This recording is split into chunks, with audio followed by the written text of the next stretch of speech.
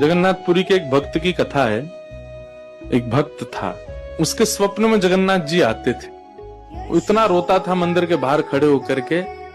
तो ठाकुर जी बोले, तू क्यों रोता है? बोले, आप बस मेरे साथ रहो, मुझे और कुछ नहीं चाहिए, और इस बात का मुझे अनुभव होना चाहिए कि आप मेरे साथ हो। तो भगवान जगन्नाथ जी ने उसको कहा, मैं तेरे साथ हमेशा हूं, और इसका अनुभव तुझे जब करना हो समुद्र की बालू में चलना, और थोड़ी दूर चलने के बाद फिर पीछे देखना, 2 पैरों के निशान तेरे होंगे और तेरे बगल में 2 पैर के निशान मेरे होंगे। उससे तुझे पता चल जाएगा मैं तेरे साथ।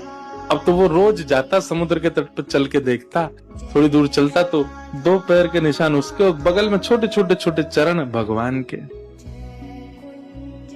इतना प्रसन्न रहता था। लेकिन ये उसके घर में कोई घटना घटी, माता जी का देहावसन हो गया, बहुत कष्ट में आ गया, इतना पीड़ा में आ गया, रोने लगा, बिलखने लगा। अपनी माँ के जाने के भाव से तुरंत दौड़ करके गया। बोले, मैं मन को शांत करने का एक ही तरीका, पता चले जगन्नाथ जी मेरे साथ।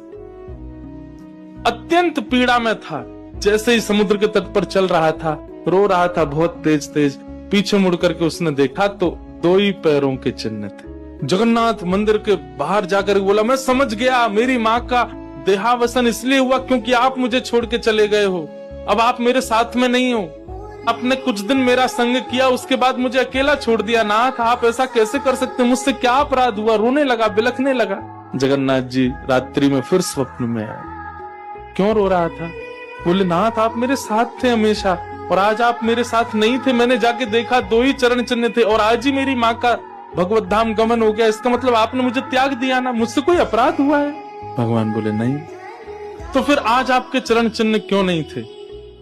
भगवान बोले, कल तक मेरे चरण चिन्ह थे क्योंकि तू भी चल रहा था और मैं भी चल रहा था, परंतु आज तू पीड़ा में आ गया तो तुझे गोद में लेके मैं ही चल रहा था। वो मेरे चरण चिन्ह, तेरे नहीं, वो मैं ही हूं।